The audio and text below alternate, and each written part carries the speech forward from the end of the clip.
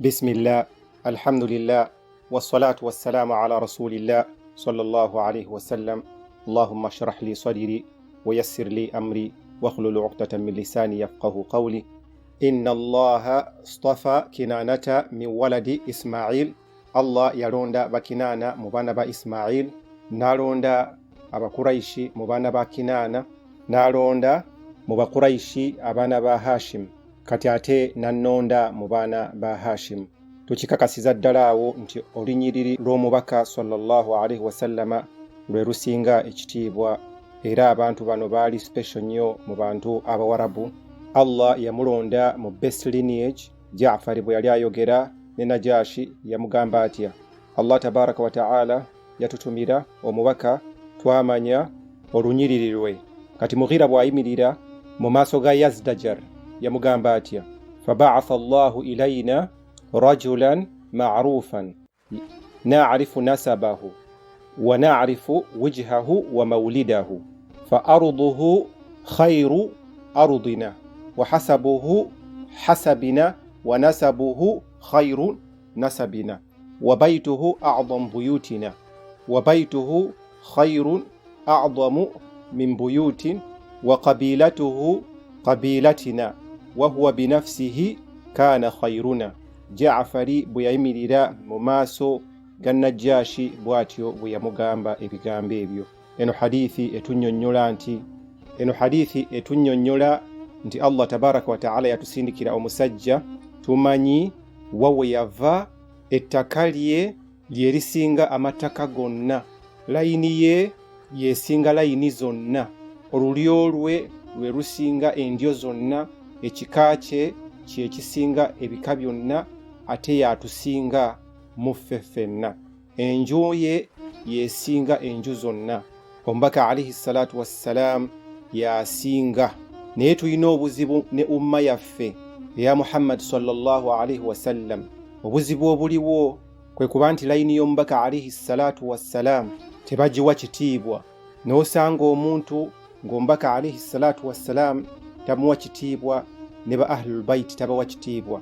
Kale katuddeko emabega nti ebika bino bw'obanga tobiyisiza mu busiraamu era biba tebigenda kuyingiza jjana, naye ng'omubaka alayhi salatu wassalam ne famire ye bwe babanga bakkiriza twalagirwa okubawa ekitiibwa. Ekyo tukirinako obukakafu, tojja kusinziira ku lulyolo okuyingira ejjana oba omuliro. La faruqu baina al-arab wal-ajam, tewali njawulo wakati w'omuwarabu n'atali muwarabu. Wala fadla li arabiyya ala ajamiyya wala li abyad ala aswad wala li aswad ala abyad illa bittaqwa.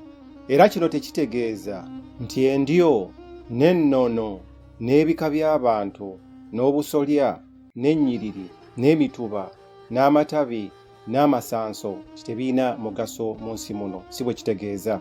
Biina omugaso gw'amaanyi nnyo era y'ensonga lwaki olwaleero gwawuliriza kati tuli mu kubisoma.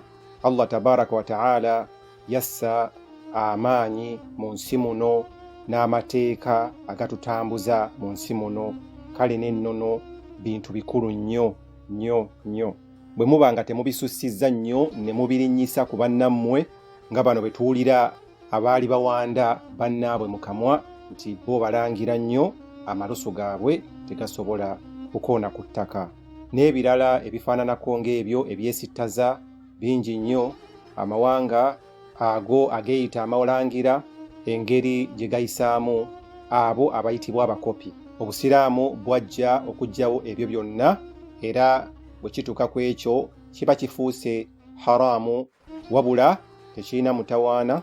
Okusanyuka okuyina ekkomo n'okwewa ekitiibwa ekirina ekikomo, n'okumanyagana n'okwogera ku bajjajjammwe oba ku bajjajjaffe tibaali bwe bati oba baali bwe bati, n'okukola introduction bwe baba bakubuuzizza nga baagala kutegeera ovaawa, n'oyogera bajjajjaabo, n'oyogera buli kimu ekikukwatako. Tekirina mutawaana mu busiraamu. Era y'ensonga lwaki omubaka alayhi salatu wassalam yeyagalanga nnyo n'ekika kye. Mu Amerika muno mwe tuwangaalira ebyebika baabisaanyaawo byonna balinga Bafalansa. oba Bufalansa mu history yanunula Amerika era empisa bazifaananya mu mbeera y'obutakkiririza mu ebyo bya bakabaka. Era y'ensonga lwaki Abafalansa bajjawo ba Louis dynasty, Louis Bonaparte dynasty oba dynasty neviirawo ddala. Kati ate wano mu Amerika Abamerika ne batta oba kale ne basaanyaawo Abayindi bonna n'ebyo ebyekuusa ku kuba n'ebika oba kuba ne kingdom ey'ekika kyonna. Naye era ogenda okulaba Abamerika wano engeri gye kiri nti nno Allah yakituteekamu mu bino nga bagenze ku ancestry.com nga baagala okutegeera baavaawa, balimu percentage ey'oluddugavu meka, balimu percentage ey'olweru meka. Era wano mu Amerika bw'obeera Rockefeller obanga erinnya lyo erisembayo lya Rockefeller oba erinnya lyo nga Kennedy lyerisembayo oba Sunflower, oyagala toyagala oba wasoma oba tewasoma, emiryango gyonna gyeggula buli w'oba olaze. Kino kye kituufu ekyensi gye tuwangaaliramu nti omumanye ye talya maluma. Kale nabwe ekityo baganda bange mwenna abalungi ne bannyinaze abalungi abawuliriza, bajjajjaffe bayina ekitiibwa kye bagenda batukolera mu nsi muno ne bataata baffe ebijja oluvannyuma lwabwe ne bituyamba oluyamba lw'otalabangako olw'obuyinza lwa Allah tabaraka wa ta'ala, naye nga be babiteekawo. Oluusi baagula mataka, oluusi babeera ne ssente mpitirivu nnyo, oba baali empisa oba baali beesigwa, n'ekyennyume kyekyo. Bajjajja bayinza okwonoonera ensi n'ekufuukira obutwa olw'ebyo bye baasooka okukola. Nga bwe kiri nti emirimu gyaffe gye twasooka mu kitundu we tulaze wonna gituttira ate ebyo byonna ebiddako.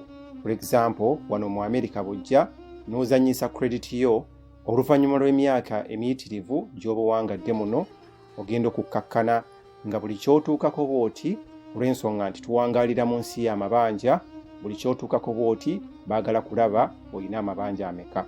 Kakati bw'oba wayonoona credit yo, byebyo Allah byatutegeeza bima qaddamat aydikum, bye mwasooka kukola.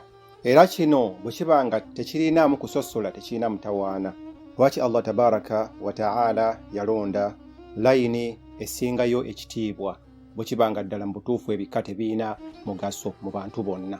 Layini y'omubaka yesinga ekitiibwa mu bitonde byonna, era nga kiddayo ku kitiibwa ng'amujja mu layini esinga layini zonna mu nsi. Era y'ensonga lwaki abasiraamu bangi basubwa empeera ez'okuwa ekitiibwa ekika ky'omubaka alayhi salatu wassalamu. Tuyina ekisa kye tulina okulaga ekika ky'omubaka alayhi salatu. Tuyina ekitiibwa ekyensusso kye tulina okuwa ekika ky'omubaka alayhi salatu wassalamu. Twalagirwa okubaagala ensi bwetyo bwetambula. Allah tabaraka wa ta'ala yatulagira okwagala ekika ky'omubaka alayhi salatu wassalamu n'okwagala omubaka alayhi salatu wassalamu. Era nga beba ahlul bait tubawa ekitiibwa kya njawulo, naye era nga tugamba nti ba ahlul bait bw'abanga yagaana ekigambo kya la ilaha illallah muhammadun rasulullah, ekyo tekimuyingiza jjana, tekimuwonya muliro. Bw'abanga musiraamu nga yakkiriza obusiraamu n'abanga ava mu kika ekya ahlul bait, ebibye biba birala, tubanga tugenzeeyo. Ekyenjawulo kubo nti Allah yatulagira kubawa ekitiibwa. Era abo abantu boolaba situbawa zaka, tetubawa sadaka, bafuna birabo. Allah ye yabasukkulumya, Allah yabasitula, kyekitiibwa ekyabaweebwa ne Allah tabaraka wa ta'ala. Abalongoofu mu bo balina empeera bbiri, ate ababi mu bo ne babeera n'ebibonerezo bya mirundi ebiri. Omubaka alayhi salatu wassalamu atugamba nti al a'immatu min Quraish, abantu abagenda okufuga obusiraamu bayina kuva mu Quraish nga bakhulafa. Era omubaka alayhi salatu wassalamu bwe yali yakafa, abo wonna abaasikira bonna baali mu Quraish. Ebintu byagenda bikyuka bukyusi, ate gye byagenda bikyukira gye byayonoonekera. Ba Umayyads bonna baali ba Quraishi, ba Abbasiyina baali ba Quraishi bonna, era n'abamanyi bonna bakyegattako nga tewali kwawukana wonna. Kale omubaka alayhi salatu wassalamu n'abanga bw'atyo bwe yava mu layini eyo ennungi. mu baana ba ISMAEL Allah tabaraka wa ta'ala yensonga lwaki yalondamu ba Kinaana. Mudar yali jajja mu bajjajja ba Omubaka alayhi salatu wassalam. N'ebigambo bino ebirungi betugenda okumwogerako mu byafaayo batugamba nti yasooka okusomesa eŋŋamiya mu kuzitendeka mu ngeri gye zeetikkamu ebintu n'obugumiikiriza, ngeri gye zitambulamu n'ebintu nga bizitowa. Yali Mudar. Allah muyayisiza. Yalina ebitontome n'ebigambo ebiwoomu bye yakozesanga n'okutuusa olwaleero bakyabitontoma. Ate mu bajjajja abalala ab'Omubaka alayhi salatu wassalam gwe bayita Kinaana, yaani Kinaana si erinnya lye. Ekyo kyamuteekebwako, erinnya eryo lyamuweebwa nga kuniya oba nickname. Lwaki baamutuuma Kinaana? Olw'ensonga nti yali musajja njasabiggu ng'alinga kasaale mu bigambo, mu bwongo, mu kuyiiya, musajja yeesigibwa, musajja ayagala nnyo abantu, ayaniriza abantu, ate nga musajja muzira.